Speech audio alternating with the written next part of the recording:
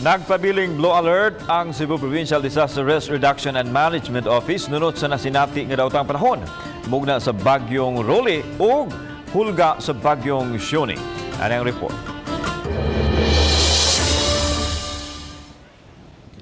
Hugot nga gipahimangnuan sa PDRRMO ang katawhan sa pagmatngununot sa nasinati nga daotan nga panahon. Nagpabiling alerto ang mga responders sa PDRRMO uban usab ang mga local disaster management sa kalungsuran. Bisan og layo ra ang Sugbo sa agianan sa Bagyong Siony apan gipangandaman gihapon ang posibleng epekto niini.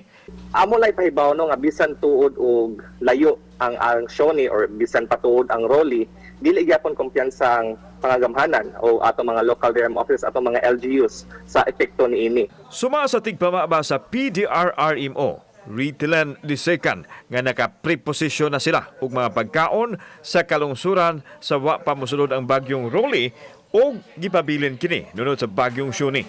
Apil sa giandam ang mga evacuation centers nga magamit sa mga maapektuhan.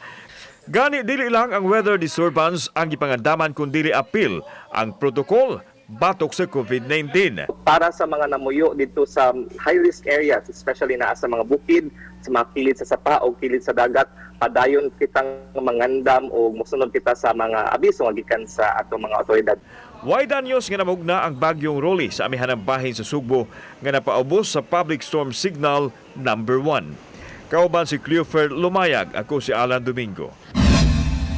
Balitang Bisdak.